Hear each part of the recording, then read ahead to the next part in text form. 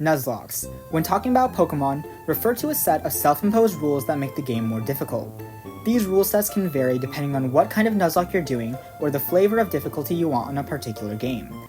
But this video isn't about Pokemon. In this video, I'm going to be conquering Coromon, a charming monster tamer game with a slew of turn-based battles and a frankly excessive amount of puzzles, all balanced out by the nostalgic pixelated art style and stellar soundtrack. In a normal playthrough, the difficulty of the game can shine through, especially with the boss fights, facing off against enemies boasting a wide variety of traits that make them imposing, threatening to quickly sweep your team or simply outlast them. But I'm not afraid.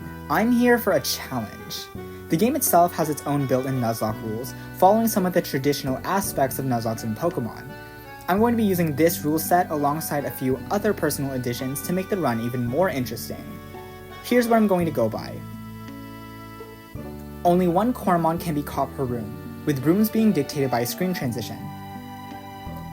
I can't catch a Coromon if I already own one in the same evolution tree. Perfect Coromon can be caught and used. If a Coromon faints, it's gone for good and I can't use it again. No running from battles, ever. No teleporting back to safety from my bag. I either walk back to a world teleporter or use the limited consumables to get to a heal point safely. I must name every Coromon I catch. No save resetting if I make a mistake while grinding. No save resetting to encounter a different Coromon. Coromon given from NPCs by quest or trade can be used in battle. If I black out and still have Coromon in storage, the run can still continue. And while not a rule, the most important part of this challenge is that I'm going into it blind. Well, blind with an asterisk. If you're one of the 34 subscribers I have at the time of making this video, you might wonder why I'm starting over after having made 6 videos on an actually fully blind Coromon Nuzlocke. Simply put, it's been a long time since I've played, and episodic releases would mean that I'd never get this done. I mean, it's been almost a year since I released my first video ever touching the game. That and my art style for thumbnails has changed drastically since I started, and I don't think it's up to par with what I expect from myself anymore. If you're not subscribed and found my channel by chance, hello! I'm ShiroOakami, and don't worry about the 6 videos, they're not here anymore. What's important is that I'm going to the game pretty much blind again with how long it's been since I last played. Each of these segments will be separated by day, and there's no set time limit. I just want to finish the game someday. Enough blabbering from me, here's my attempt at a half-blind Coromon Nuzlocke. I begin my adventure fighting some kind of fish-like Coromon called Darikara in the depths of a volcano. Remembering that I have a second team member, I switch out Orochi for Toravolt and swiftly take out the enemy. Then the screen starts getting wobbly cause surprise! It's all a dream, which my mom wakes me up from. Apparently today is my first day working for a company by the name of Lux Solis. I get dressed, grab some cash from the bedside table, and do a little snooping through my mom's diary. I then head downstairs to find my brother gaming in front of the television and my mom baking some cakes. But there's no time for cake, I have to get to the station before the train leaves. Before I board, my mom gives me a generous 3,000 gold, and with that, au revoir generic hometown and hello Lux Solis station. There's a bunch of objects scattered around the environment that can give me gold and useful items, so it's a good idea to smack my head into any and every suspicious object in the corner of the map. Like this potted plant with some money in it. Cool! I head into the station and talk to the receptionist, who gives me the basic rundown of everything. Job description, blah blah blah, difficulty settings, blah blah blah. I already know what I'm doing, so I skip over her dialogue and head to the computer to select the insane difficulty, officially starting the run. By choosing the insane difficulty, I'm also gifted a special spinner called the Insane Spinner. Spinners are the equivalent of Pokeballs and allow me to catch Coromon in the wild. The Insane Spinner specifically allows me to complete overworld quests from trainers that require me to catch a specific Coromon. Obviously, I can't use these ones in battle, but it's nice to know there's a workaround that lets me reap the rewards of these quests. I get teleported to a researcher named Nelson, who lets me choose my starter. There's a Fire-type Taruga, Water-type Nibelgar, and Ice-type Cub-Zero. They each specialize in different aspects of battling. Taruga is a powerhouse, Nibelgar is tanky, and Cub-Zero is... well, Cub-Zero is the balanced option. I used Nibelgar in my original run and did a normal run on the side with Taruga, so it only seems fair that this time I pick Cub-Zero. Welcome my first Coromon to the party, Wilbur.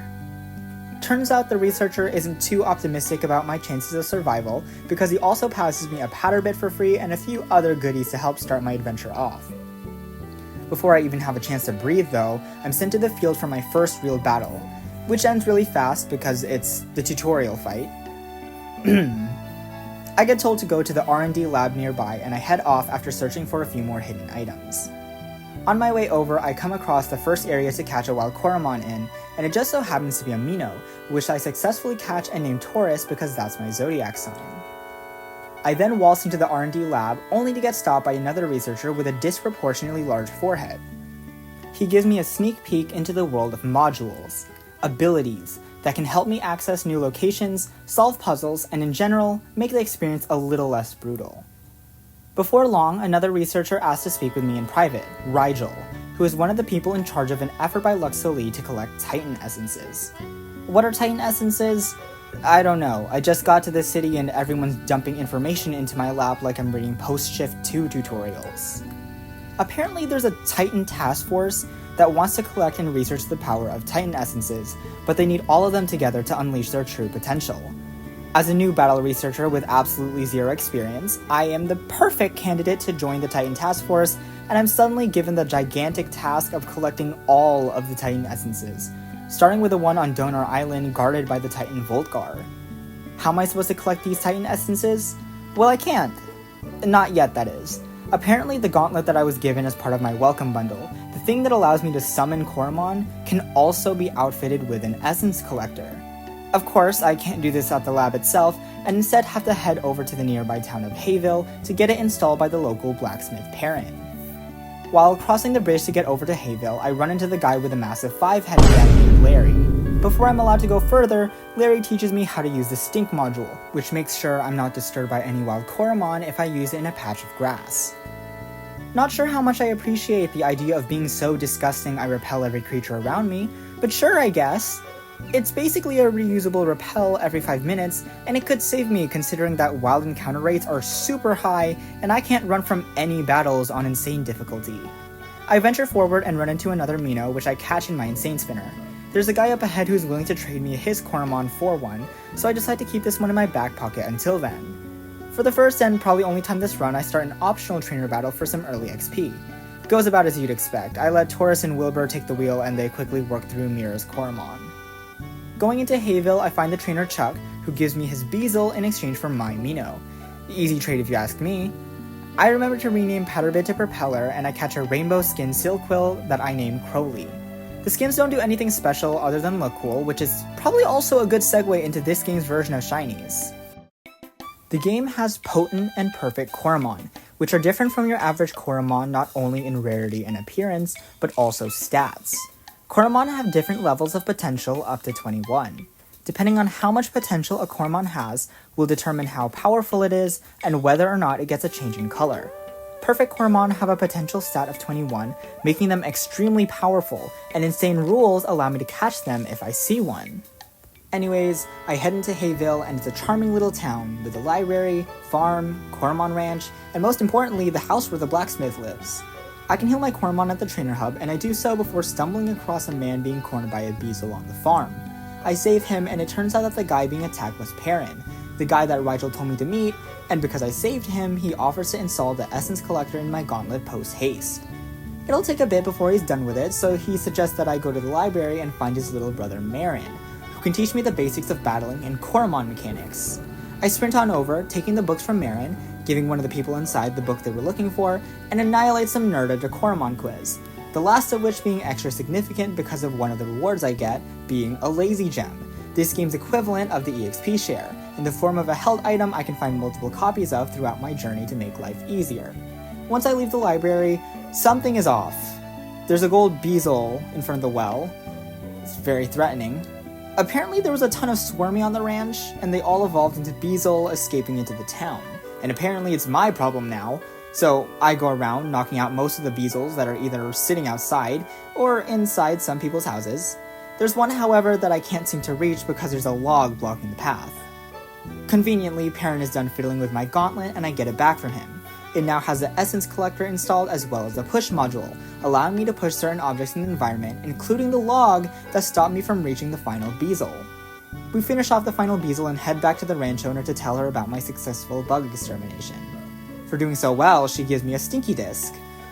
I'm not so sure how to feel that this is the way I obtained this item, but sure.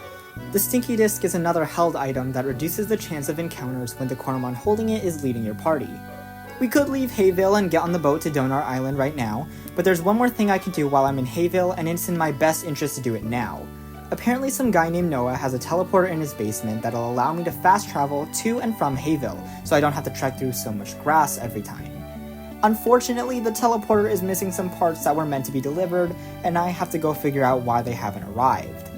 On my way back, I find out that Chuck, the trainer who I gave my Mino to, is standing in the way, challenging me to a fight. Funnily enough, whatever you name the Mino will still be its name during this battle, and I happened to name it Trade, so I thought that was kind of funny. Once I'm done with that, I ask the shopkeeper where the package is, and he says that it was already sent out, making me go back to see where the delivery man got stopped. On my way back to Hayville, I spot the delivery man, and I have to escort him through the grass, otherwise he's going to get jumped by wild Coromon. Once I bring him to the other side of the dangerous field of grass, he realizes that he could have teleported back this whole time and saved me the trouble, yet he still makes me go on to deliver the package to Noah. Whatever. I deliver the package, get the teleporter running, and am finally on my way to the docks, where I'll be taken to Donar Island by boat. The path going there is filled with a bunch of grass and trainers, which was honestly such a pain to deal with, considering my lack of items at the moment. It wasn't all for naught though, because all of the trainer fights and inescapable wild encounters gave me enough XP to hit level 16 on Wilbur and evolve for the first time into Aroara. I also found this little side area with a log puzzle, leading to a log cabin with one of the most self-aware NPCs I've ever seen, having a normal human reaction to a stranger barging into their home. We beat him up and he starts crying about one of his Coromon, which I can't catch right now but will probably be relevant later. A few more trainers after that and I find the boat, setting sail to Donar Island, and that marks the end of a strangely eventful day 1. Day 2 begins with me healing my Coromon and making a few team adjustments. For now, it seems that Wilbur is going to be the only team member with a secure spot in my lineup. Inside of the Coromon Center, there's an upstairs area where a man allows me to potentiaflame my Coromon, increasing a Coromon's potential by a few points. I can only do this once per Coromon, but there is the chance that my Coromon will become Boner Perfect. Regardless, they become more powerful. While potentiaflating as many Coromon as I have money to spend, I grind a few levels while on the beach, checking a sandcastle as it contains another lazy gem. While looking around, I take Propeller to a house containing some kind of hacker. He asks if I want to have his petabyte kernel installed on it.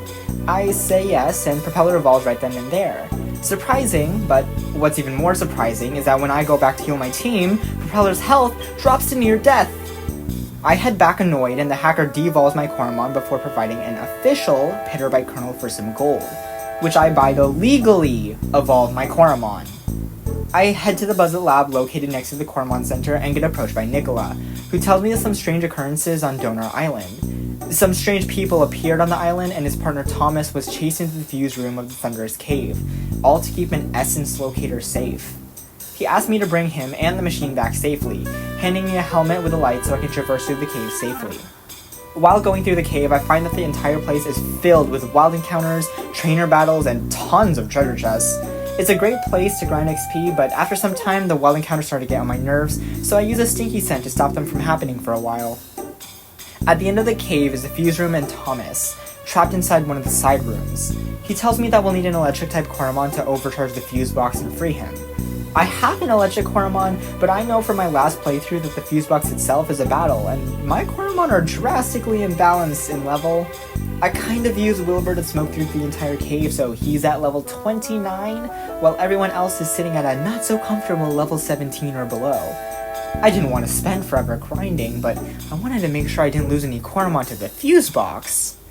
After grinding for a little while, I came back and fought the fuse box, only to realize that Grim, the Houndos I caught, has an electric-type move that doesn't deal damage. I checked his moves before, but it never crossed my mind that there wasn't a number next to the power of the move. I started to panic, until I realized that the fuse box can still be attacked by other Coromon, but they'll just get heavily damaged back. I sigh a breath of relief as I knock out the fuse box with Wilbur. After saving Thomas, he warns me that the strange people that Nicola briefly mentioned are probably going to be looking for the essence locator. He gives it to me for safekeeping before we make our way back to the Buzzlet lab. Unfortunately, Thomas was right, as the strange people who are some kind of blue aliens attack us and capture Thomas, talking about leaving a mineral called crimsonite and letting its persuasive wonders work on Thomas to expose where the essence locator is. They leave before I can initiate a fight, but when I walk into the lab to assess the damage, I find Nicola cowering inside a machine being attacked by some strange variant of Vlamma who has some stranger properties. No moves are effective or super effective against it, making all of my attacks weak, and it's able to decrease my Coromon stats drastically. Luckily, Wilbur is overleveled and manages to tank through the damage, defeating the weird Coromon and safely letting Nicola out of his confinement. While Nicola isn't doing too great regarding the capture of Thomas, there's another thing that I have to be worried about. He tells me that the power tower and the Titan Voltgar located at the very top could possibly be in danger. Apparently, I need to check up on them to see if the essence is safe. And let me tell you, this was such a struggle. The power tower is the first occurrence of a dungeon, as there are multiple levels throughout the tower, and each floor poses its own challenges. Luckily, being a floor lets me go back and forth between the entrance and the newly unlocked floor. Floor 1 teaches me how to use levers and structures the next hour as a maze of puzzles and doing things in the right order. It's not immediately difficult, but I am scared about what might happen considering that Wilbur is carrying the rest of my team, and everyone else might be underleveled for this. I should have grinded some more, but I was hoping that the levels I gained passively through my lazy gems would carry me through everything. Floor 2 was a worse mess of levers and mandatory battles. Even those fights that I didn't have to face, I would still do so for the XP. All of the levels I had been gaining eventually pushed Wilbur to level 34, letting him evolve into Borealis. Floor 3 was a bunch of sliding floor tiles, which brought me back to the deep-rooted trauma and horror I had when I was playing Pokemon X for the first time and didn't have the patience to look at where the tiles would send me. I managed to get everything and fight everyone in 2 trips around, which was a relief, but the paralysis on Wilbur did cause a few close calls. I had to heal after nearly every fight because I was relying on him so heavily, a problem I would fix up with some off-screen grinding later. Floor 4 was a game of Mastermind. If you don't know what that is, think Wordle but with colors. If you don't know what Wordle is, I can't help you. Kidding. We have to figure out the pattern of 4 fuses to unlock the door to the next floor. There are 8 total fuses, and depending on my answers, I get told if a color is in the pattern and if it's in the right spot. Mr. Mind, the man who's running all of this, is a bit of a sadist and tries to mess me up, but my deductive reasoning leads me to the right answer pretty quickly. Floor 5 is the most difficult set of lever puzzles, with some sliding tiles mixed in to make the experience even more annoying and disorienting. It takes a while, but I get through everything and finally make it to the top floor of the power tower. Voltgar is waiting, but I need to heal and maybe make a few more team changes. I take a risk after heading back up and plan to sweep through Voltgar by heal stalling with Wilbur if necessary. Not very noble, but who cares? I didn't put in the rules that I couldn't use items at all. Voltgar's whopping 415 HP goes down soon enough, and I'm rewarded with the electric essence, the first of many. After healing, I get a call to come back to the Buzzlet lab to meet up with Nicola and Rigel, who has apparently come all the way out here. But by this point, it's been about 3 hours of recording, so I think it's time to call it a day. And with that, day 2 ends. I know it's much shorter story-wise compared to day 1, but I had been grinding for so long that I just wanted to end the recording for the day.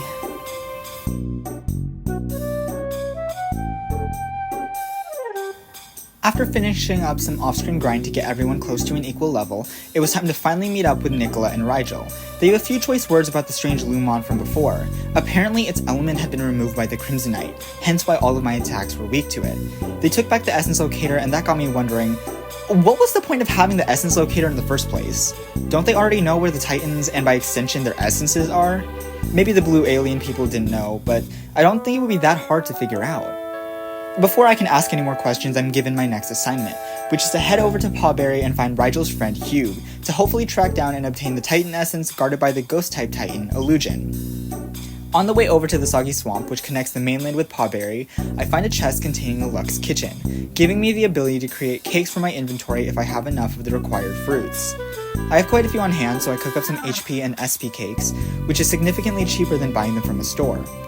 Before entering the Soggy Swamp, I'm stopped by a group of 4 who call themselves the Soggy Scouts, who give me an overview of shrooms and their unique mechanics. Apparently there are various mushrooms littered all over the swamp, which can be collected once they start flashing.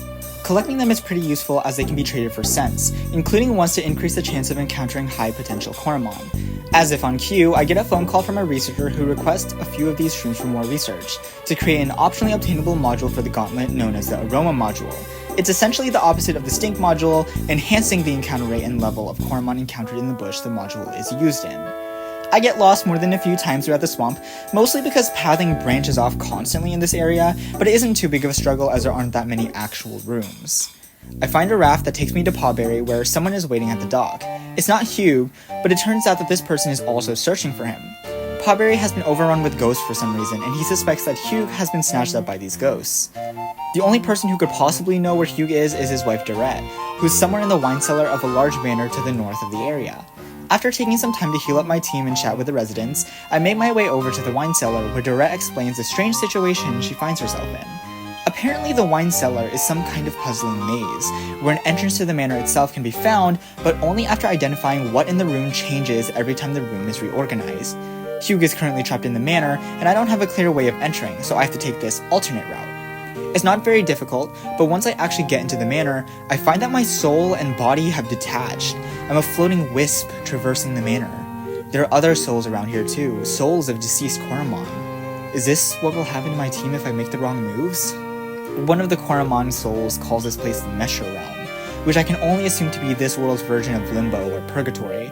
But if that's true, why are there so many souls trapped here? If the Ghost Titan is supposed to be taking care of things, why is everything so messed up? Maybe it's for the best to not dwell on it for now.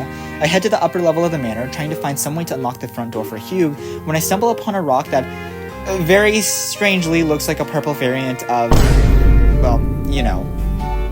After touching the rock, I see a faint vision of Illuginn, beckoning me for help. A virus is spreading through the Mesher realm in the form of corrupted spirits, a byproduct of the Crimsonite that Rigel told me about. Before I can get too much more information, I get jolted back to my body by Doret and Hugh, who had found his way to the wine cellar somehow, even though I didn't unlock the door. They tell me to head to the monastery and get to the bottom of it, Hugh handing me the key. It seemed like a pretty short section of the game compared to the power tower, and I was under the impression that I was going to have to fight Illuginn right now. Oh, how wrong I was. Now it's time for the actual second dungeon of the game, the monastery. 4 acolytes who worship Illuginn approach me and put me under a test of faith to see if I'm worthy enough to meet the Ghost Titan. I've seen him once already, but I guess I don't have any other proof other than having the Mesher Stone on me, which I don't remember grabbing now that I think about it. Nothing too interesting actually happens in the monastery. Everything boils down to halls full of random encounters. There's a ton of rooms here, so I catch as many Coromon as I can. One of the new mechanics for this area are bouncy tiles, which fling me forward after stepping on them. However, I need to be holding a direction on the D-pad before getting flung, otherwise the tile crumbles and I fall into the abyss. It's not hard to get a hang of, and before I know it, I reach the end of the gauntlet. There's also a few battles, one with each of the 4 acolytes, but they were all a cakewalk, so I'll skip over them. After getting to the main room, the Mesher Stone leaves my inventory and takes root at a summoning circle. Very bad vibes, so I quickly heal my team while I still have a chance. But it turns out that I never had to do that because it's time for the main minigame of this part of the game. Remember how the Power Tower's gimmick was levers? I wouldn't say that the monastery has a singular overarching gimmick, but this was a very involved part of the experience. I get sent to the Mesher Realm again, but in the body of a Purghast. Illuginn is actually here too, but before he can battle me, I get employed with the task of collecting and protecting pure souls from the corrupted souls, going through old areas to find the stragglers. In concept, this is a very fun minigame. It reuses old areas in a way that makes them unique again, and with a few extra mechanics added in, it's a fun mix of timing movement to avoid corrupted souls, and searching little side areas you normally wouldn't have to find the pure souls. Now, I say that it would be fun in concept if it wasn't for the way that the restarts work. Whenever you collide with a corrupted soul, you have to restart from a previous location. However, the way the game chooses a respawn is absolutely ridiculous. Luckily, it doesn't start over from the beginning of the segment, but it can literally place you in the path of a corrupted soul. Now, this wouldn't be much of a problem either if it wasn't for how fast corrupted souls move compared to yourself. If you get caught in the wrong place like I did, you're stuck in an endless respawn loop unless you stall for time to get a better respawn tile. It's just so weird. Why not make the valid respawn tiles not be in the path of corrupted souls? It doesn't help that there are 4 parts to this minigame, making it drag on for longer than it should if you happen to get spawn camped enough times. But once the 4 levels are over, Illuginn pulls me back into the monastery for some congratulations and a warning. It's time to fight him and get the second Titan Essence. For some reason though, it feels like it's been way too little time to actually warrant another boss fight. Even worse, I don't really think I'm prepared for it. Currently my team consists of 3 genuine fighters and 3 more trying to get some passive levels. I really don't want to grind more, especially because I'm not gaining levels fast enough for it to be worth it in the end. Having 3 strong members averaging level 35 should be enough, right? The fight with Illuginn is an impending doom that I guess I'll just have to face. And oh god, does it stay true to being an impending doom. 562 HP is nothing to scoff at. Illuginn's gimmick is not only stalling with his insane health pool and half health revive, which means it technically has 843 health in total, but also spamming an attack that decreases my special defense over and over again. I can't even stall long enough to heal or regain SP because I'm constantly being dazed, which increases the SP cost of all of my moves. I'm not well versed with the game, so I'm grasping at straws here, spamming HP cakes when I can and panicking every time one of my attacks misses. But things don't turn out as well as they did for Voltgar. I run out of healing cakes, and nearly all of my attackers are running on empty. I have combination cakes, but there's no way it'll be enough if my Coromon aren't able to tank hits, which is hard when my defenses are struggling as badly as they are now. And then, it happens. A chain of events I wish I could rewrite. You might be wondering why I haven't been using Wilbur and why I wasn't talking too much about some of the new members in my party. Well, they didn't get enough time to stick. Mr. Crest the Armadon, one of the Coromon who had been showing some real potential to be a permanent member of the team, got extremely unlucky and put in a position where he had to tank a strong attack from Premonition. Premonition deals heavy damage to an opponent 2 turns after it's used. Mr. Crest had a little under half health and was the only one who was able to tank Illuginn's attacks reliably.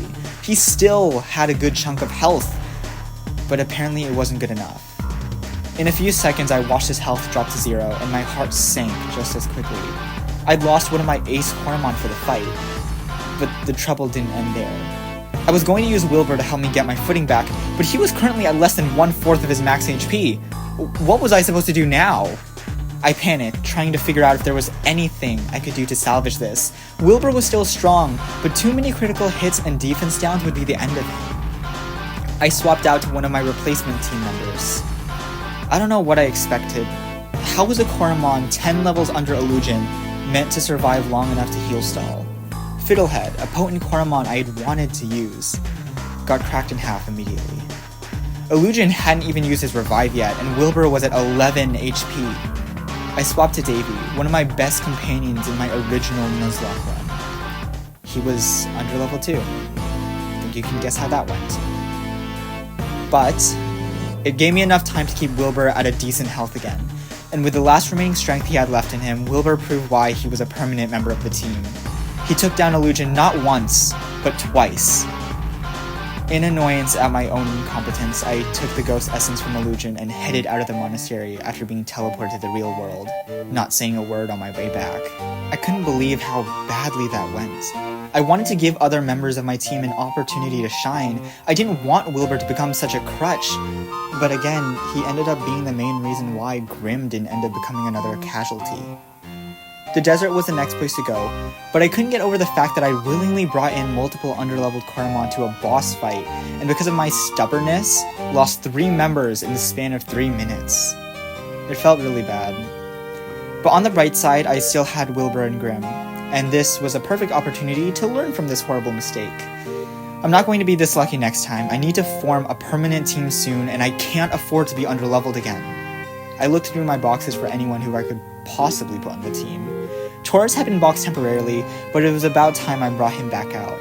I also drafted Fractal, Fabio, and Jack, 3 new members caught in Pawbury who would give me type coverage over water, poison, ghost, and ice.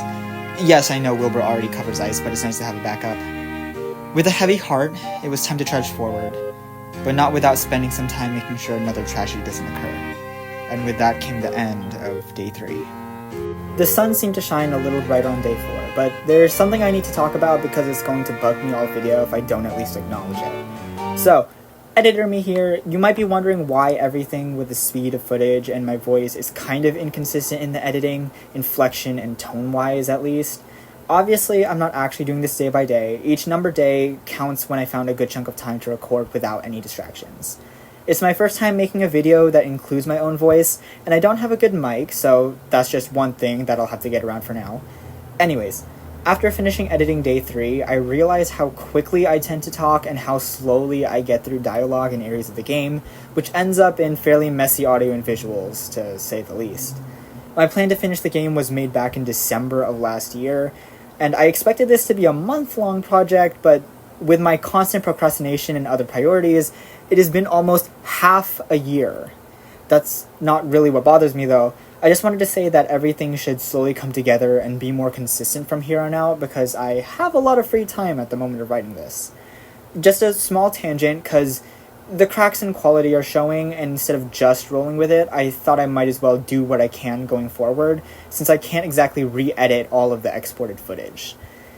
Okay, enough from me, back to the game. Hopefully things clean themselves up a bit now. The team is actually looking pretty solid right now. Everyone's sitting at level 40, which means quite a lot of evolutions went on in the background, and I practically have a whole new team since the end of day 3. Wilbur remains the heavy-hitting ice-type tank of the group, able to deal massive amounts of physical and special damage from his passive ability. Grim has since evolved into Hountrian, able to get multiple electric-type attacks off with Multibolt, the power and critical hit ratio of the move being increased with Electrify. Jack is now a fully grown Ecliptor, able to deal heavy team-wide damage with Moondisc, and if necessary, use Howl and Shadowrunner for better physical damage. Taurus as a Blazator excels in dealing and ramping his physical damage, as well as burning opponents to cut their special attack power down. Fractal became a Glamoth that has coverage with air-type moves, and the ability Blessed Grounds, healing incoming allies by 10% of their HP. And finally, there's Fabio, the chunky frog who's going to be my ace for the next section of the game. Judging by the next area being a desert, having Fabio as a tanky water-type means it's going to be an easy line to the Titan and their essence. On the side, I turned in the shrooms I gathered to unlock the Aroma module, and had a rematch with the Quiz Nerd, getting another lazy jump for winning, making grinding just a tad bit easier. I head over to the transport area that'll take me to the desert, and run into Percy, who just finished repairing the little, transport ball. They also give me access to the Burn module, which can burn down grass if I want to avoid encounters, and destroy the hedges in Pawbury that some chests were trapped behind. Making my way through the desert, I head into a cave with multiple warnings about the scorching sands. As any brave adventurer does, I ignore every single one, but get stopped at the exit when I get a phone call from the researcher Roseanne. She found the Crimsonite corrupted Lumon from before, and she wants me to come over as soon as possible. I start to rush over, but as I come out of the cave, the sun starts to beat down even more intensely, and a temperature meter slides into view. I then get introduced to the Scorching Sands' gimmick. The temperature bar raises for every step taken on sand, and once it fills up completely, I have to start over from a safe point. Standing on rocks or grass won't raise the temperature meter, but the only way to reduce it is to stay in designated shade spots. I actually really like this gimmick, because it's not complex, but has the potential to create interesting puzzles and makes you think about where you can step, and if it'll be fully safe before you head out. Apparently there's a bridge in the Scorching Sands that I'm told is uncrossable. It stretches on for too long without any shade spots, so I can't go across in a single trip. I decide to leave the issue alone for now and find Roseanne, carefully inspecting the Crimsonite-afflicted Lumon. It seems to be infecting a nearby pyramid, changing the deep earthy tones of the stone into blood-red rocks with a blue interior. Roseanne notes that the only time she's seen an element be controlled like this is with a Titan. So, how can a Lumon manipulate its new type like this? We don't exactly have time to figure that out, so she hands me a special spinner that can capture Coromon affected by Crimsonite. I enter battle, and the only thing I can do is capture it. I do so and hand it back to Roseanne before she cuts off the area to see what she can do about reversing the effects on the pyramid. Very foreboding, hopefully they can fix that. The potential for those blue aliens to give Coromon the Crimsonite typing and have them wreak havoc, spreading the infection further, is definitely worrying. All the more reason to find the missing Titan essences as soon as possible. A few rooms over, I witness some guards blocking the entrance to Dawn Valley, a digging site currently controlled by Dig & Co. Someone named Archie is hanging by the entrance, confused as to why the place is currently locked down to anyone besides their personnel. Archie demands to have an audience with Illuginn, someone who can only assume is the leader. Surprisingly enough, Illuginn appears, and he's blue. Not sad, but literally blue, like his skin is partially blue, just like those aliens from before. I think they were called Wobonians? At the very least, this is a sign that I'm in the right place. I'm guessing that one of the Wobonians is pretending to be Illuginn and is looking for something in Dawn Valley, which I can only assume to be the Sand Titan's essence. Illuginn and Archie have a back and forth, but it isn't long before more cracks start to show. Illuginn has no memory of Archie despite having worked together for years, and he's starting to speak in backwards text just like the Wobonians on Donar Island. Archie runs off and I follow her, ending up in the town of Darudic, where I'm charged some petty cash to enter. Strange, but okay. Archie notices me immediately as I walk in and thinks we should work together to open Dawn Valley back up. She tells me to meet her at her house near the town hall, but before I do that I want to explore a bit. Starting with the trainer hub, it costs 500 gold to get in. Luckily, it's a one-time fee like entering the village. I head upstairs to see what unique services offered here and meet Karen, who by naming conventions is probably related to Marin and Perrin from Hayville, the ones who updated my gauntlet and gave me those tutorial books. Karen's unique mechanic is transferring Coromon to different spinners, which doesn't sound too useful until he mentions that you get the old spinner back. Any Coromon caught in gold spinners could be transferred over to any spare normal spinners and I get the gold ones back to use again, a great way to save money and spend less in the future. After leaving, I head to a shop that introduces another one of the unique mechanics introduced in Darudic, drilling. I can rent out a silver or gold drill from this shop and find gems buried all over the world. The drills are free to use, but depending on their quality, I'll have to pay a percentage commission on any gems found with those drills, 20% on silver and 40% on gold. I take a silver one for now and bind it to my gauntlet to maybe use off screen. The market in Darudic is probably the most insane thing I've ever seen. To start off, the prices are extremely weird, always ending in a 9. I can't actually tell if they're discounted or if they try to make you think they are, because these prices seem absolutely ridiculous. There's a woman selling Coromon too, slither pins to be exact, and she's selling perfect ones for 3.1 million gold. God, where's anyone supposed to get that much? 10,000 for a normal one is still a pretty big ask when you can find them right before the boat to Donar Island. I guess this is just another way to get Coromon if I get really desperate, assuming I have the money. Back to business. I head to Archie's house where she says that someone working under Illuginn wants to reopen Dawn Valley and is trying to assist without getting caught. Archie knows that they're in the prison block of the town's palace, but to get in I'll need a disguise and a distraction. Archie tells me to meet her on the east side of town to get a disguise, and on the way there I check the houses I didn't yet, finding the spa. Inside, I get 2 new outfit variations and learn that someone was selling soul soda around the back. Apparently it's meant to be extremely cooling. This probably means I can use it to get across that bridge in the scorching sands that was too long. But I put a pin in that venture for now and meet up with Archie right outside the barracks, where a ton of palace guards were located. She says she'll distract the one in front of the door so I can get in and head to the very back of the room to snag an outfit. I'll spare you the pain of this one because this room was practically a repeat of Illuginn's minigame, but playing peekaboo with the guards. Once I manage to get the outfit and head back outside, Archie says that I'm free to enter the palace now and just need to find the informant, who should respond to the secret phrase, "The sky seems extra blue today." I head into the palace in my disguise, and after a lot of stumbling around, I find the prison and the informant. He suspects that something strange is happening to Illuginn, seeing 3 aliens surround him at some point in his chambers, but finding everything to be normal right when he was about to alert someone. Judging by this, now I don't think Illuginn has actually been replaced. It's more likely that he's being brainwashed or infected, the same way that the Lumon from before infected the Pyramid of Crimsonite. But honestly, I think that's a much worse fate than just being replaced. Either way, the clear goal is to figure out what's going on in Illuginn's chambers. I head right on over and get stopped by a guard who is starting a training session nearby and decides to drag me along. He requests that we do Formation 12, which I of course don't know, and he gets suspicious.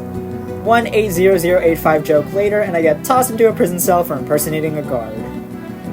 time is of the essence, and I don't actually know how long I spend inside the cell. I have to go to sleep multiple times because there's nothing else to do here. I just end up waiting for what is presumably a couple days before the informant from before manages to free me from the cell, pretending as if I knocked him out and escaped that way. He strikes me one last time to make a beeline for Alon's private chambers, and I try to do that, but immediately get spotted by a guard. In hindsight, I'm pretty sure I still had the guard outfit and could have probably put it on to fool them and sneak on by, but it never crossed my mind to check. Even so, I probably would have still fought most of them if only for the XP. Now then, I want to highlight one fight in particular, the one with the guard captain currently stationed in front of Alon's room. He's not very difficult, but he's the first person so far to attack with a full team of Coromon, something that I really didn't expect but very much appreciated, especially with how fearful it seems that Pokemon is when it comes to giving trainers a full team nowadays.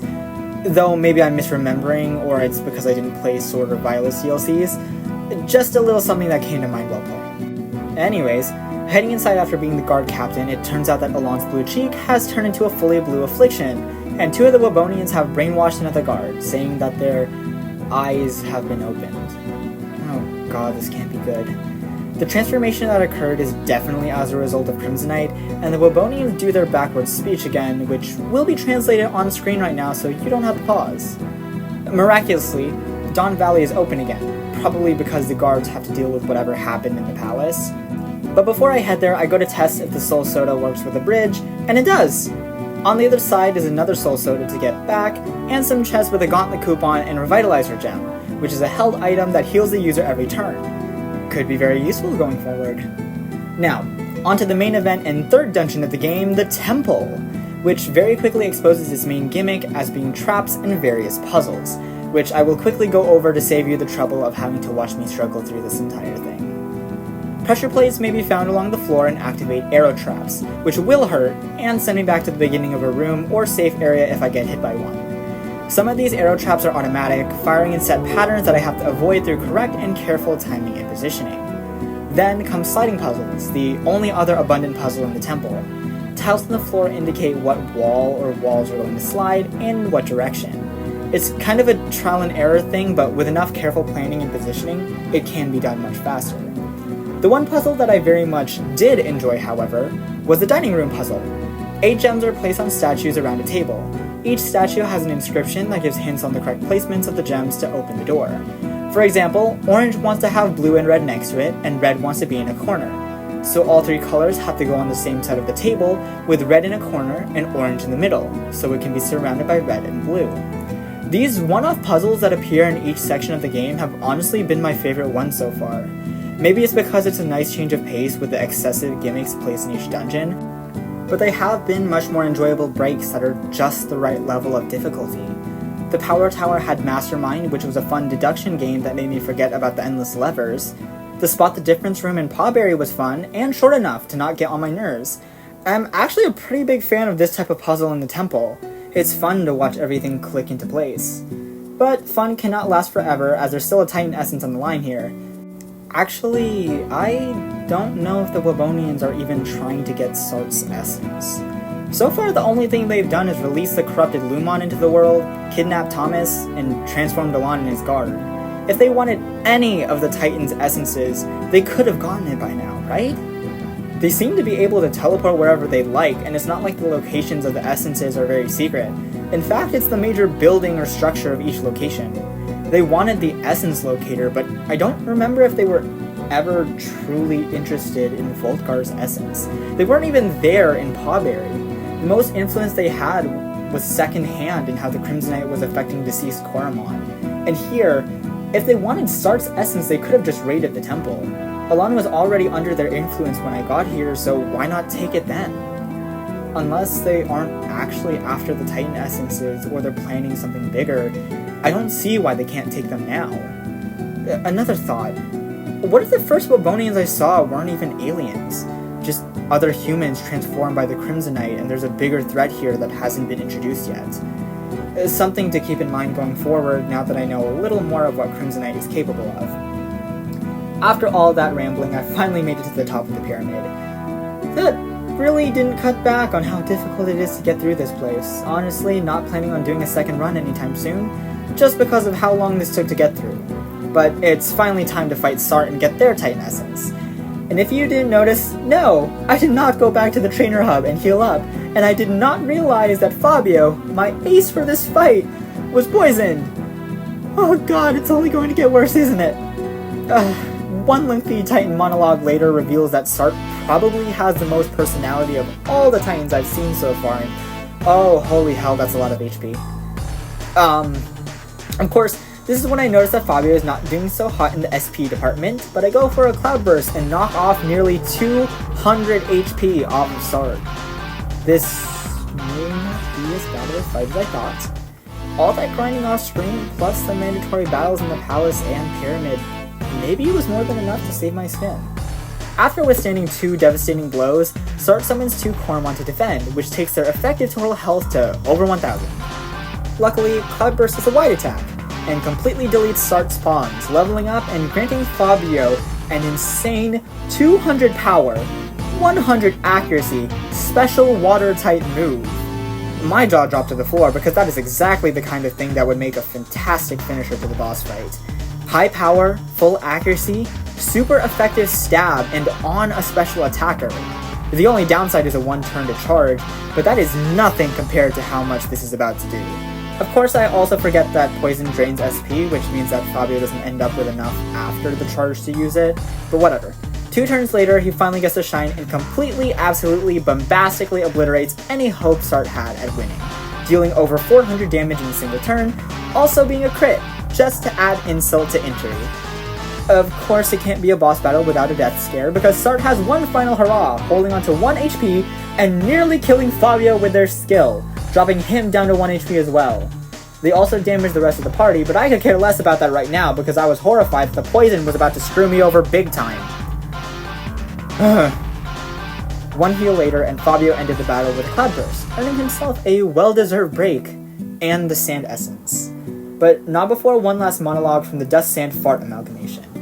Sart wants me to fight back against the Crimsonite using a special Titan artifact, the Core Stone. It founded the world and the Titans, giving the 6 elemental types the power they hold in the universe. Using the essences of every Titan, Sart exclaims that bringing all the essences together in the Core Stone should revitalize the world and eliminate the Crimsonite infection. They just can't do it themselves because Titans can't get too close to one another as elemental beings, so I have to be the messenger.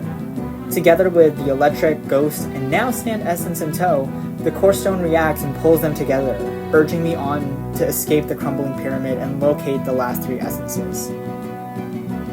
Once I get out, I realize I have no idea where to look next. Sart didn't give me any instructions.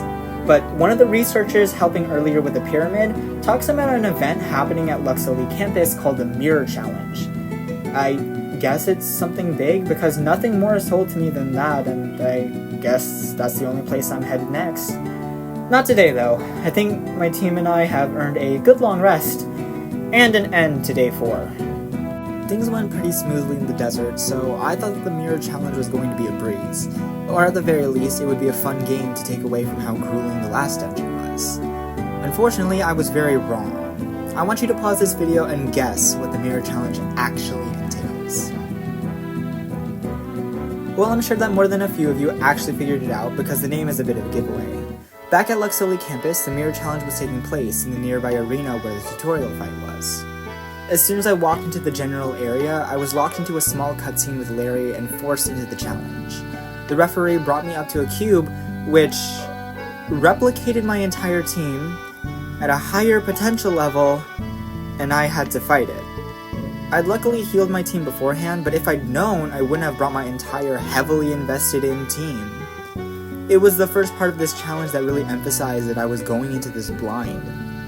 I had some memory of the first 2 major locations, and a vague sense of the desert, but the Mirror Challenge was a complete surprise and it didn't back down from living up to its name. My entire team was pretty heavily leveled compared to what was expected by the wild encounters, so I was worried from the jump.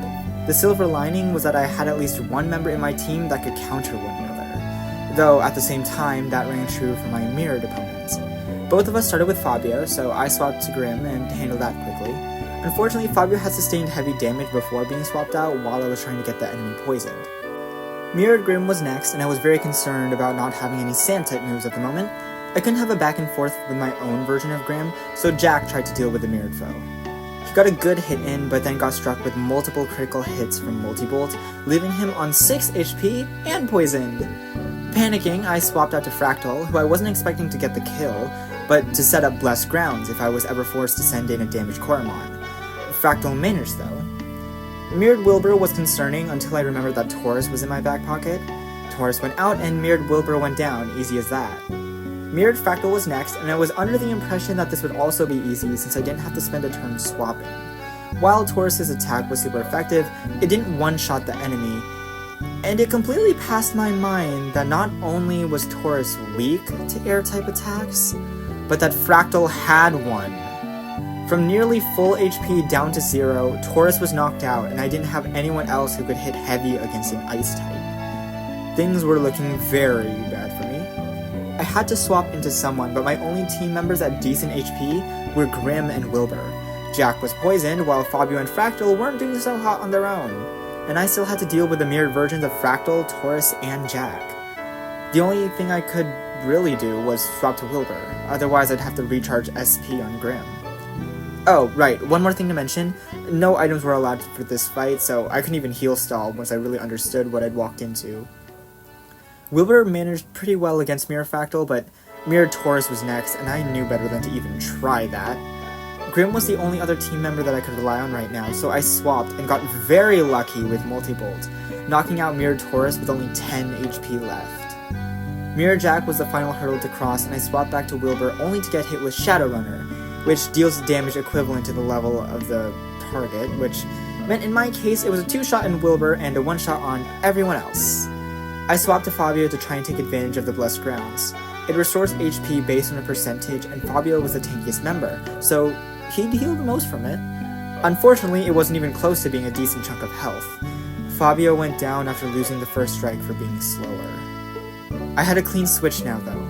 It was on to Grim, who, despite being one of the worst off currently in HP, was extremely fast, and Mirrored Jack was just around 75% HP. A good strike with Multibolt would be more than enough, especially since Fabio triggered the rain, which I'm actually not sure if it strengthens electricity as well as water, but I didn't have much of a choice. Then Multibolt only hit once. Oh god. Mirrored Jack still had 53 HP when he defeated Grim, sending a third-party member out of my team permanently. What now? Everyone was at horrible HP levels and Jack was still poisoned. I tried with Fractal, being the best off out of the remaining 3. Shadowrunner ended that hope pretty quickly. 2 left. In a twisted anime-style final boss, it ended up truly being down to Jack to defeat his mirrored version. I knew that Ghost was super effective against itself, which made Jack a good offense, but his health was doing really bad, and if the mirrored version had any more potential and speed, there's nothing I could do.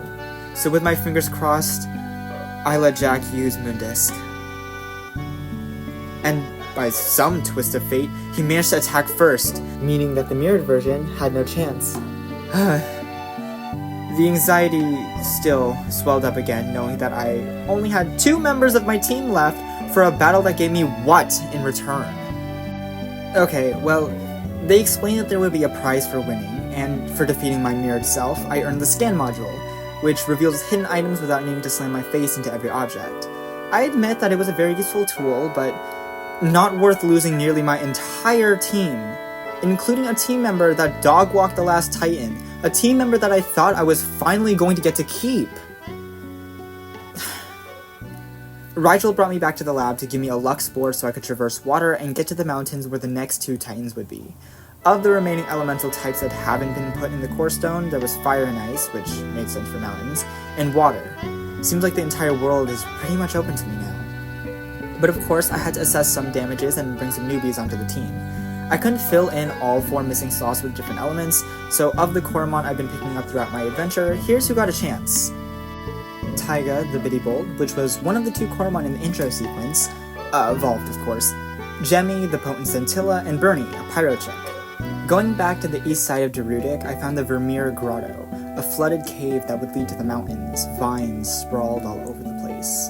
While passing through, I capture a flowish that I name Fish, and surprisingly that means that I have both of the intro Coromon on my team right now. I was assuming that this would be the next place that I'd have to level everyone up, but I wanted to get to the next town first so I'd have a quicker way of getting back and forth. But then I ran into the blue freaks again. I already lost 4 team members, so I was very much over the idea of dealing with them and their snarky attitudes again. Once again, there was more backwards talk, which will be up on screen right about now. For once, though, I had to fight one of them and their Crimsonite-infected Coromon, these ones being 2 Scintilla. If you remember, the Crimsonite-affected Coromon have the horrible side effect of always taking not very effective damage, and their attacks having additional effects, such as decreasing stats, draining SP, and always being critical hits. They went down soon enough, and I took a break from recording to level up my team.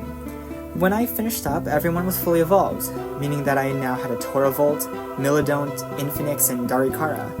Jack, Fish, and Wilbur were at level 60 by this point, while everyone else was floating between the 40s and 50s. The grotto was pretty uneventful after the Wobonian fight, so I'll skip to when I left and head into the next town, Vlamma. Near, or on, an open volcano, this place somehow had much more manageable heat than the desert. A bunch of rumbling caught not only my own, but even the locals' attention. Everyone gathered around a caved-in mine entrance, which is actually where the Titan is, which means I need to get in there. Earthquakes are common around here, but the landslide that blocked off the mines wasn't. Even my push module couldn't do a thing about it. One of the other people in town talked about some guy who had a technique for busting down these otherwise impenetrable rocks, so there's my next lead. Before heading out, I healed my team and saw what Vlamma's Coromon Center had to offer, which was apparently a variation of the Swarmy game from the beginning of the adventure. But instead of playing what was essentially Flappy Bird, it was instead the dinosaur game from when you don't have internet on Chrome. Weird. I guess I'm out of useful facilities from this point on. I head to the shop to buy a Smart Gem, which gives the Coromon holding it an XP boost while participating in battle, meaning that I can also efficiently level up Coromon at the same time while using Lazy Gems. Back on track, I find the dojo where the old guy known as Light Sensei was taking residence. Apparently he has bad blood with a few of the people back in the town, so he stays in his dojo off on the west side of the volcano, or mountains, or whatever. He isn't going to help me break the rock in front of the mine, but he is willing to teach me how to do it on my own. I just have to pass his tests. The first test is for reaction time, having to press the jump button every time the line passes from underneath me and clearing at least 22 jumps. I failed the first time because I realized too late that the line speeds up and down whenever it wants. The second time was pretty easy though. Next, I had to go to the trainer hub and beat Light Sensei's score goal on that Swarmy game, which now makes sense why it's here. Significantly easier, and I passed on the first try. The third, test was to paint all the fences around the dojo, which basically cemented this guy as a sham, or at least just wanted me to do all his busy work. However, the final test was much more interesting and low stakes, a combination that I appreciated and preferred with my current position in the game. I was given 3 specialized spinners with a 100% catch rate. I have to catch 3 Coromon and fight Light Sensei with them, unable to change their movesets or train them after catching them. Also, no items during the fight. The only information I was really given was that Light Sensei would be fighting with a team that would be 5 levels higher than my own, and that he was going to use a fire, ice, and water type. During this, something clicked. I didn't show it up until this point, but many of the random encounters in this general area felt extremely out of place for a volcano. But knowing that I was going to have to face off against Light Sensei, it finally made sense. These out-of-place Coromon were the ones I was meant to catch. The 3 Coromon in question being Blazator, Hountrian, and Scintilla.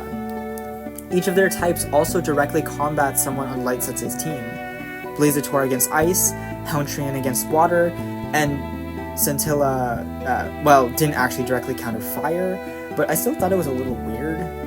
For the fire type, I backtracked and caught a Uga Claw in the Vermeer Grotto. The fight was extremely simple, and it wouldn't have mattered really if I lost. But with that, I unlocked the Tremor module, which would be more than enough to shatter the boulder in front of the mine entrance. Now it was time for the 4th dungeon of the game, the Volcano. Funnily enough, it was the same location that I used Darikara and Toravolt in the intro, and now I had my own, with Fish and Taiga. Nothing extremely story-related happened here, so I'll quickly rant about why I was not having it with this place. First off, I wasn't in the best mood, having lost almost all my team and mindlessly grinding for about an hour after.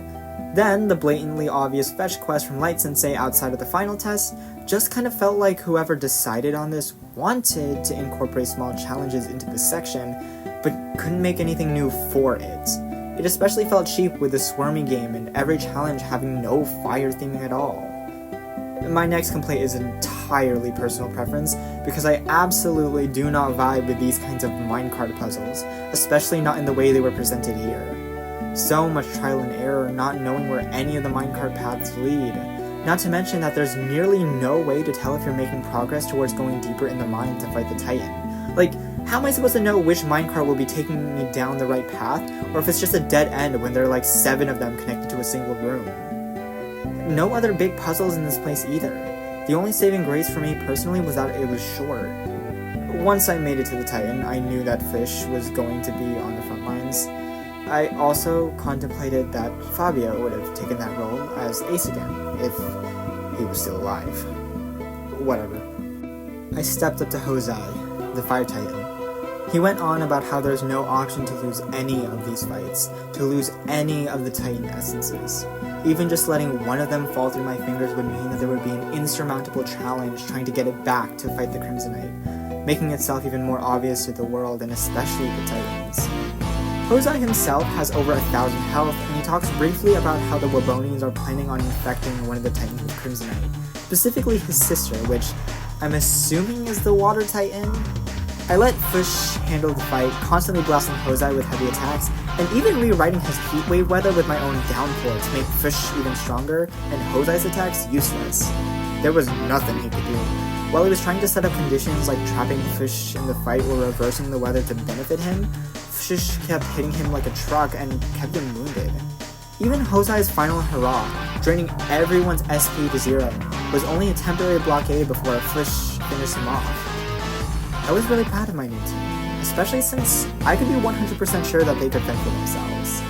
Not to jinx it, but it would have to be an utter catastrophe to lose everyone again. Before Hozai's essence was collected, he sent me off to find his brother, Vørst? I'm not sure how to pronounce it. I'm gonna guess Vørst. Anyways, we need to find him before we get the water essence, even though we know that the Wabonians are actively going up against the Water Titan. I guess it's better to secure the ice essence while it's still going to be easy, instead of struggling through getting the water essence and giving the Wabonians an opportunity to shift their focus to Vørst. God, that's hard. Anyways, that's the end of day 5, and it seems like there won't be too many more before this is all sorted out. With the dawn of day 6, I wanted to ride off of the energy from the previous day, and remember not to get too reckless and potentially lose my team again for the 3rd time. Now that I was equipped with every module the game had to offer, I backtracked to some strange areas of the game I hadn't known what to do with previously. One thing that was constantly bugging me up until this point was a strange beehive in Hayville that I couldn't knock down with my push module. But knowing that the tremor module could break down suspiciously door-shaped walls, I wondered if this could do anything about it. To my surprise, I actually knocked down the beehive and picked it up. I wondered if there was a side quest that I needed to get this for, but then I realized it was a usable item in my inventory. And when I used it, I was threatened by a trio battle with 2 Beezles and a perfect Humvee. I was actually pretty excited because this was the first perfect Coromon I'd seen, and according to the rules set by the game, even on insane difficulty, I could catch these guys. Of course, it would be somewhat tough since it was a 1 versus 3, but after a few good hits, I used one of my platinum spinners to guarantee that I'd catch it. The Humvee was at a pretty decent level, and I named her Jade, replacing Jemmy because honestly I didn't really use her or thought I'd necessarily need a sand type for a while. The next area of interest was the Buzzlet Lab, where I remembered stairs leading down into the water near the back. It didn't click that there was actually a cave entrance back there. I only thought there would be a quest to drain the water somewhere down the line. But since I'd picked up a Lux board, I could head into the cave no problem. I also picked up the potential reader because I forgot to in all my time doing this. There wasn't all too much back there, only 2 skill flashes and a suspiciously placed book I thought was going to have some secret lore but was uninteractable. Off to the Soggy Swamp next, because there was a weird area behind a house with a pushable log that led nowhere. Turns out the only thing back there was a skill flash for the move Bubble Blower and a patch of grass, which, now that I think about it, might have the 2 encounters I'm missing from the area. Last place was a wall I passed multiple times in the Vermeer Grotto prior to getting the Tremor module. Inside, I got another skill flash and encountered a Nibelgar, which also meant I could complete the quest for the girl in Vlamma and get a Taruga in return. I quickly caught one and traded it over to her, now having all 3 starters. Unfortunately, I already have a good water and fire type Coromon on my team, so unless one or both accidentally die, I'm not going to be using the starters anytime soon. After doing all of this, I grinded most of my team to level 70 and potentiaflated everyone I could, which actually pushed Bernie to be potent.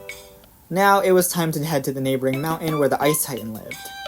Ice worlds in games tend to be a very hit or miss type of area, similar to underwater themed places, so I was a bit worried about what I'd have to put up with. The aesthetics are usually very nice and contrast the often early game desert and grasslands, but the biggest drawbacks are clunky movement and typical mechanics for the themes. Passing through East Vlamma, some guy named John was hosting a triple threat challenge, which was absolutely insane. Beating a wild Coromon 3 times my own level. That's not even happening. It's not even a good reward unless I'm playing online. The prize in question being a rock that cancels out weather effects. Fish actively uses weather, so it's kind of just counterintuitive to try and get it. Plus, I don't know if the level cap applies, but I'm not going to risk fighting a Coromon that's level 100 at least, and 210 at most. Needless to say, I ignored the challenge and went up the mountain through the lift and got to Frisia Pass. Somehow this entire segment of the game was actually the most enjoyable to me out of everything I'd experienced so far. The NPCs, these one-off trainers, even had some pretty great moments. There were some funny ones before that had their own gimmicks, but 2 in this area actually stood out to me way more, and I'll feature their fights in a bit. The first is someone who claimed that Cub-Zero was her favorite Coromon, even wearing the cosmetic costume from the shop, who challenged me to a one-on-one with a singular Coromon, asking me to fight with my favorite. At first, I thought they were going to fight with Barry Alice and considered sending out Bernie for the type advantage, but there was no way they'd serve that up so easily and let you choose which one of your Coromon you could fight with. I went with my actual favorite, Jack, sorry to all my other team members, and somehow I actually predicted that the trainer wasn't going to use Barry Alice, instead sending out Megalobite, which would have been a disaster if I did send out Bernie, and it inflated my ego that I didn't fall into the admittedly obvious trap. On the off chance that they were telling the truth though, I decided against sending out Taiga, and regardless I came out on top. The second battle was some guy who said he dropped his spinners into the snow and wanted to warm them back up with the battle. The funniest part was that every single one of his Coromon was frozen. It wasn't a hard fight, at all, but it was actually pretty funny that the dialogue was more than just flavor text. These 2 NPCs have honestly been more memorable than some significant story characters, barring a few like Rigel and Larry, who've been recurring pretty often for obvious reasons. Enough gushing about that though. I was awaiting the very obvious route that most ice levels take in forcing players to do sliding puzzles to get to different locations or to progress. I did not expect that as soon as I found a patch of this ice, that I would slide right over a hole and freeze. But the bait and switch with the normal game over screen was pretty clever, I have to admit. Usually the button tells you to restart after failing a puzzle, but after freezing, I just had to accept it. I woke up in a stranger's house not soon after, which confused me greatly. Heading outside, it looks like I'm in the next town, Alavi. More slippery ice was present in the area, but it wasn't too hard to get around, even if the holes in the ice were pretty misleading. I thought you couldn't slide over them, but turns out they work like regular obstacles. I got to the next trainer hub, and to my surprise, as well as horror, there wasn't a side area in this place. It looks like there really aren't any more facilities left, and Vlamma wasn't just a fluke. I walked around for a while, running into a couple named Greta and Jarl. They were the ones who helped me out when I froze and took me back to their house to warm up. Apparently there was something strange happening in the town, and the hole I'd fallen in before was just one of those occurrences. I wouldn't even be allowed to go to most places surrounding the area because it was so dangerous, which was a pretty bad sign if I wanted to find the Titan. Alavi is holding a midwinter solstice, and there are more than a few people that need my help according to Jarl, who promises to help me get to the cave where the Titan lives as long as I lend a hand. I scrounge around town and run into a guy named Abdallah, who's trying to complete his perfect Coromon collection. I don't know if he's one of the townsfolk, but he says he'll give me a spare perfect Coromon if I give him some potent sense, which I jump at the opportunity to do. I hand them over and he gives me the option between a Purgy, Lunar Pup, and Otogi. I already have Jack, and ghost types are the most volatile, being super effective to themselves, so I just took the Purgy as much as I wanted another dog. Heading inside random houses, I get a coupon from Sigrid, who tells me that I can trade it for a warm coat at the market. I try to do that and get laughed at because it's an old tradition that has fizzled out over time. The clerk says that he can still give me a coat if I pay him an obscene amount of money, or if I catch a blowbee for him, which I find in the volcano and hand over to him post-haste. Now that I'm dressed for the weather, I help out the cook, who is failing to replicate a family recipe because she doesn't have any sweat streams. Unfortunately for the both of us, I only have one and she needs 5. Guess it's back to the soggy swamp to look for some. I pick some sweat streams while doom scrolling on the internet, and after handing them over, the food seems to be taken care of. One more person needs help, a kid named Thorbjorn, who can't make a perfect snowman because it's missing a nose. As far as I know, carrots don't exactly grow up here, so I head over to the only farm I know that exists in the game and pick way too many carrots to hand back to him. With everybody happy and the midwinter solstice basically prepped and ready, I take some time to relax with Greta and Jarl, talking about my adventures while waiting for the ice show to start. I was really excited for it until an earthquake and sudden blast of Crimsonite spread through the ice. Even worse, Crimsonite-infected Coromon were making advances on people, so I had to step into another battle that was sure to be close, even 15 levels ahead of the curve. Triple battle against 2 Arctas and an Arcturus. Bernie and Jack tag-teamed the trio until they were trounced. The midwinter solstice couldn't go on with all of this happening, so Jarl and I headed over to the cave where the Titan was. The fact that the falling snow was even flashing red with Crimsonite meant that the Ice Titan was probably in some pretty deep water right now. No pun intended. I healed up right after leaving, and even the trainer hub couldn't avoid the spread of Crimsonite, rapidly engulfing the ice around the entrance. Once we made it to the start of the cave, I noticed that the Crimsonite was still present and someone else was there. Thomas. But he wasn't himself, he was brainwashed like Alon. He was trying to make me see the positives of Crimsonite, the good side to a world that could be bent and shaped regardless of the elements making it up. I refused to see his side of things because he was currently under the influence of a creepy red rock, and I couldn't take him seriously when he looks like Megamind.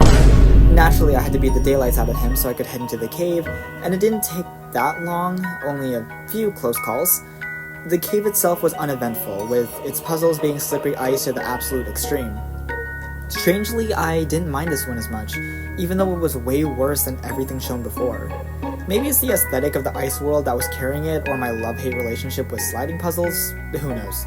I think the peak of this game's puzzles was already hit in the first few areas, which was kinda sad when both Vlamma and Alavi had pretty basic dungeons, all things considered.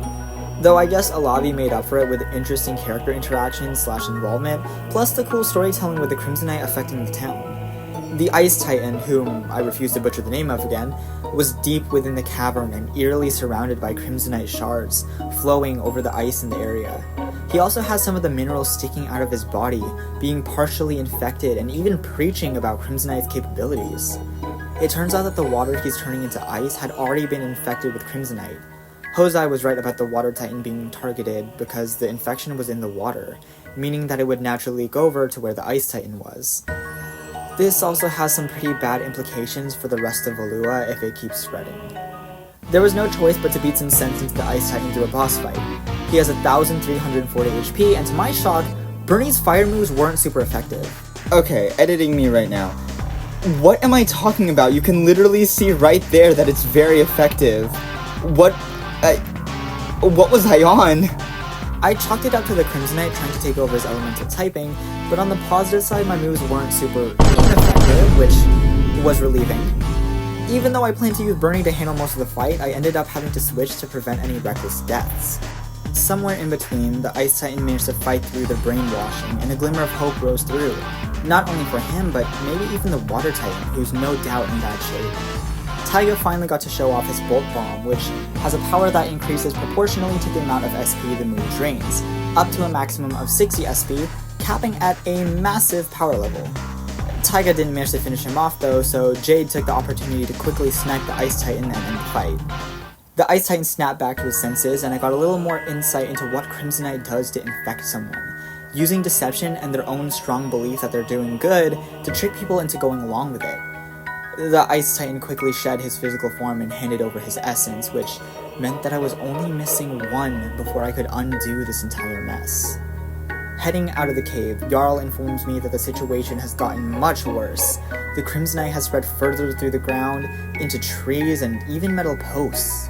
Everyone in Alavi was evacuated. The change is made even more eerie by the empty trainer hub, which has a self-service healing station. The store is also closed. The vending machine outside is the only thing still working, and it only has basic items for sale. I tread back to where the festival was supposed to take place, and I find Rigel and Roseanne contemplating what to do next, considering that the infection was rampaging through the town. I don't actually know how to get to the Water Titan, so I take the opportunity to ask, informing them that the Core Stone I have can fight back against the Crimsonite, but only if I have all 6 elemental types, and we're running out of time. Roseanne mentions Ixqun, the epicenter of the Crimsonite outbreak. That's where the Water Titan Chalchiu is. It's also where the Coromon are the strongest, and the threat of Crimsonite is the most dire. Unfortunately, there really isn't any other option, so despite Roseanne's protests, Rigel plans to help me figure out a way to get into Ixqun and hopefully survive long enough to get to the Titan and defeat her. I'm strangely afraid of what Ixqun has to offer. If it's as dangerous as Rigel and Roseanne make it out to be, then I'm in for one hell of a challenge, considering I have no idea what to expect. But that's a mission for the next, and hopefully final, day. It's been over half a year in real time, because I have a horrible attention span, but over the course of an in-game week, the end of the journey is finally within reach. Ixqun could very well be in a state of disrepair, but there's no other option than to confront the Titan and take her essence to reverse the mess started by the Wabonians and their Crimsonite. But before that happens, I need to take a pit stop back to Luxoli campus to check out some specialized training they called me about earlier. Short story even shorter, I got an increased chance of catching wild Coromon and now have the ability to haggle with shop vendors.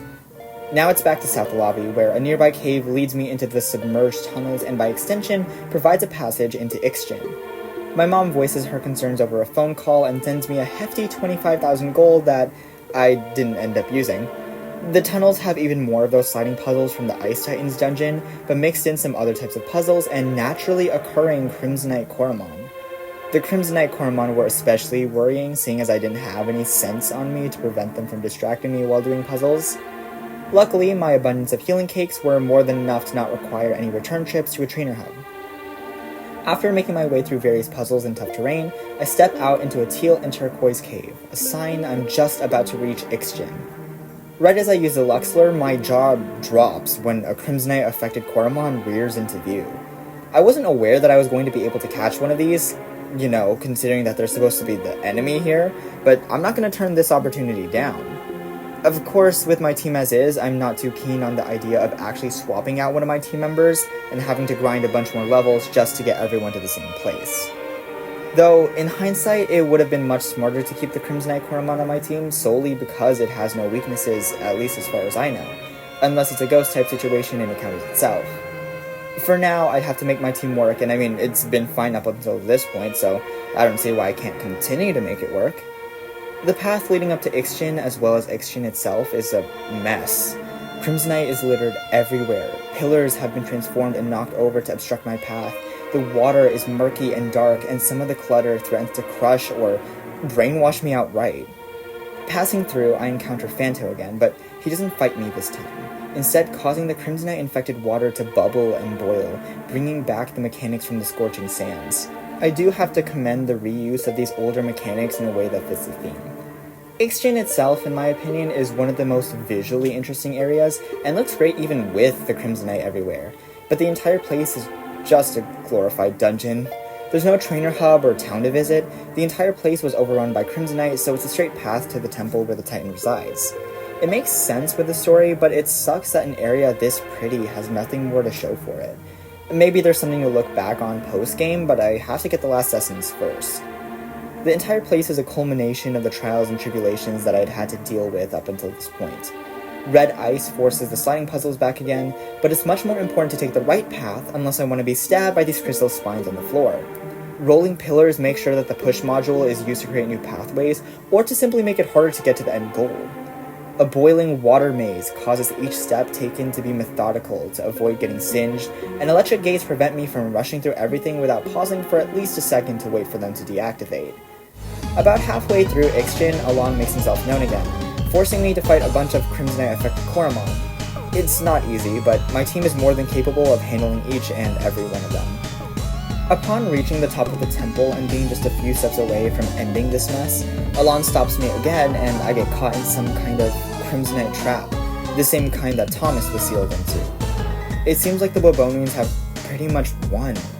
Until Roseanne and a bunch of other researchers teleported and saved me, catching the Wobonians off guard long enough to be sealed away in spheres that prevent Crimsonite bending. This is it.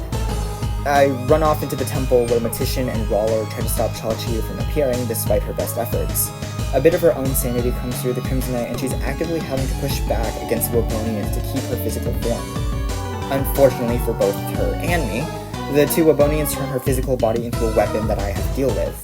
A whopping 1500 HP and no weaknesses. This one truly is a boss battle. It's not even a fight between me and Chalchiu so much as a battle between her and me against the Wobonians controlling her. Every one of my attacks are weak and barely scratch the HP bar. It's looking hopeless. It's feeling horrible. And taking a glance at my team's condition right now, it's going to be rough. Right when I think Jack has a chance of giving Chalchiu a run for her money, he gets slammed with a critical hit and goes down. My heart sank farther than any other loss in this Nuzlocke so far. But it's not like I haven't lost more members before. The fight had to continue one way or another, and I had the bright idea of shocking Chalchiu to give her less opportunities to attack. That, combined with her wasting moves on nullifying my healing, meant that I could chip away at her health one attack at a time. Jade managed to shock Chalchiu right away, but just as quickly she was taken down as well. Losing her so soon didn't feel right, but she was invaluable to this battle even if she didn't get to see the end of it. When the Wobonians started forcing Chalchiu to change the weather in benefit of the Crimsonite, I pulled a reverse on them by using Bernie's Heat Wave, giving me more time to keep fighting back. At the same time, I knew I needed to hit with some harder attacks, and Taiga was one of the few remaining members that could slam heavy with Bolt Bomb. I also considered spamming Spark Disc and Power Talons to drain Chalchiu's SP, so she'd waste more moves recovering, but Taiga didn't get too lucky, even at full HP. The fight was nearly over though. 3 members were still standing and Chalchiu was able to damage herself to help me out. Wilbur had stuck by me through this entire run. Something that no other starter in any other game was able to do, whether by chance or my own incompetence. It was kind of cheesy, but also a little sweet that Wilbur was my last stand, as Fish and Bernie were on shaky ground. He had Splash, a move that dealt damage equivalent to the target's level, which actually did more damage than basically everything else I was doing. Chalchiu's health ticked down until, finally, she hit 0. Before the Wobonians could escape, Chalchiu regained her power and knocked out the 2 nuisances, preventing them from escaping. Quickly, she shed her physical form and joined her brothers in the Core Stone. It was finally time to end this nightmare and go back to doing normal things instead of, saving the world, I guess. I'm in bed again, just like when I started my adventure, but Rigel's here, delivering some gifts on behalf of the Luxo team. He mentions that everything is slowly going back to normal now that the Crimsonite's gone. But with the Wobonians existing in the first place, it calls into question what other worlds are out there. Maybe next time, we'll have an adventure that goes beyond this region. Maybe even into worlds other than our own. Then the credits roll. And that is Coromon, an extremely fun experience that, if you're thinking of playing for yourself, you definitely should. I didn't mention everything there is to see and do in the game, and even though there isn't as robust of a post-game, there's still stuff to do that I'm not going to cover now that the video is basically done. I'll leave that to you. But of course, I have some afterthoughts. It was a great game, but as any, it wasn't without flaws. The puzzles truly did hit their peak early on, and if I had to choose the best and worst, I'd actually argue that the desert might have had the best, they just put way too many.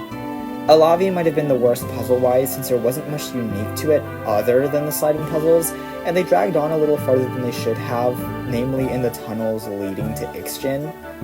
The designs of the Coromon are amazing, the soundtrack is great, the pixel art style is extremely pleasing to my eyes.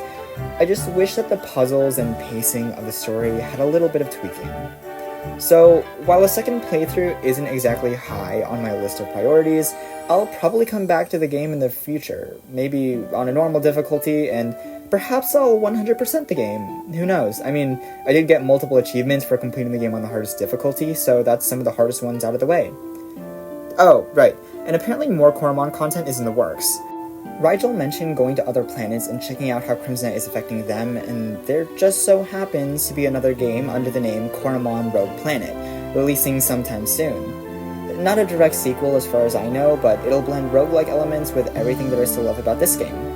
Plus, the Steam screenshots show double battles and even more Crimson Knight affected Coromon, so there's tons to look forward to. If a mobile port ever releases, then I'll definitely be making a video on it. And of course, if you enjoyed the video, consider liking or subscribing, and I'll try not to take half a year to release a single video. And I don't have an ending card, so, goodbye!